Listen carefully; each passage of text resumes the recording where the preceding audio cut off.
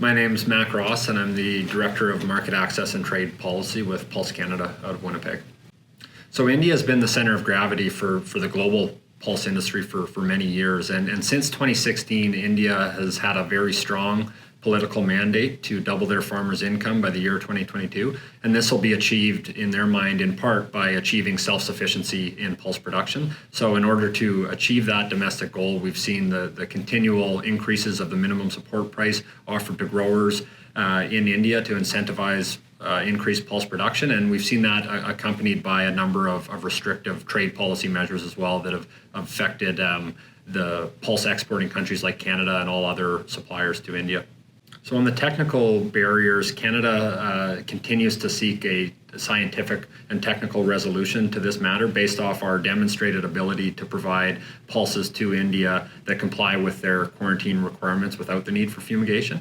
And while we take a bilateral and technical approach on the technical barriers, on the import policy barriers, Pulse Canada has been marshalling a global response to these matters through the Global Pulse Confederation, as these policies affect all pulse exporting countries equally. Well, to summarize, it's very important that Canada has a global backing in addressing these policy matters with India, especially when we do expect India to be back to the table at some point. Likely not to the same level that they were importing back in 2015 and 2016, but the facts remain that pulses are the cheapest and most affordable protein source for their growing population. A third of that population is vegetarian, and no other country has demonstrated an ability to consistently supply them with safe and nutritious pulses like Canada has.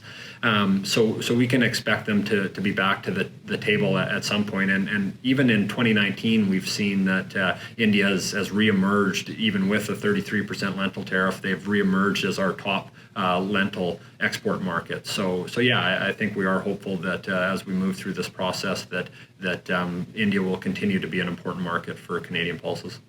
On peas to India, the quantitative restrictions and the recent revisions to the quantitative restrictions imposed by India have severely restricted our ability to export peas to India. But we've seen another market in the last 2 years really step in and pick up the slack there. So interestingly enough, in 2018 and again in 2019, we sent more peas to China than we ever have sent to India. That being said, we currently have probably around a 95% market share for pea exports into China. And we know that China is just as focused on diversifying their supply source as we are in diversifying our end use markets. So our market share could be at risk. And that really just harkens back to the importance of the work being done by the Canadian pulse industry to diversify our markets and find new uses and new markets for Canadian pulses.